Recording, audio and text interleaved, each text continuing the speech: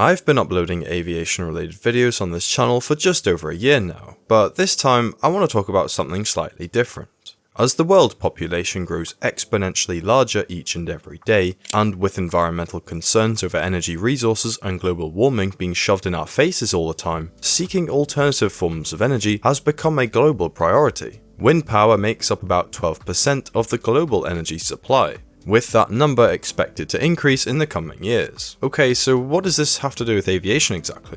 Well, new wind farms are being built all over the place, but environmental challenges create a huge logistical problem. The strongest and most reliable winds tend to be found on mountain ridges, deserts and coastlines, with little to no infrastructure. Getting these turbine components to the site is actually more difficult than assembling them. Modern wind turbines have also become much larger, and it's becoming way more difficult to move 100-meter blades or heavy nacelles by truck, as the roads are often too small and winding to accommodate these large parts.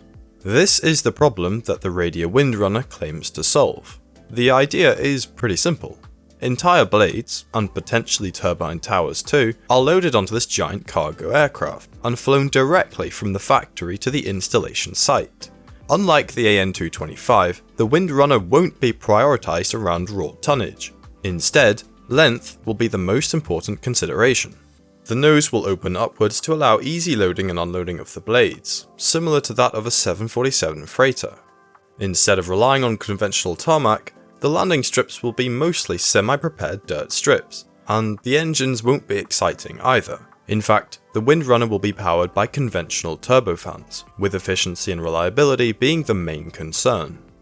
The wings will be long and straight with little sweep, to allow for as much lift as possible to be generated at lower speeds. On the whole, the concept seems to make sense on paper, but let's ground ourselves to reality for a moment, because it's the drawbacks of this concept that actually matter here. The elephant in the room is flexibility. The WindRunner is an extremely niche freighter, mainly because it isn't designed to lift the heaviest cargo. The aircraft is designed around long and light cargo, and wind turbine components are pretty much the only example I can give you.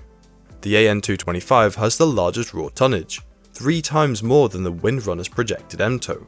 The next obvious problem is runways. I mentioned earlier that the WindRunner will use dirt or gravel landing strips, but these still require significant preparation and investment, and may only be commercially viable for the largest of wind farms. The development cost of a clean sheet, large airframe with relatively few units being produced will be enormous. Radia's success with the WindRunner program ultimately relies heavily upon continued growth in wind energy and large wind turbines. If nuclear fusion arrives sooner than expected, wind power would be overshadowed, taking WindRunner's entire mission with it. If the size of turbines plateaus or shrinks, then that would also make the program redundant. I think Radia are going to have a pretty good stab at making this commercially viable, but it's too soon to tell whether or not it'll succeed. So what do you think? Make sure to leave a like and a comment, and if you enjoyed this video then here's another one you should watch.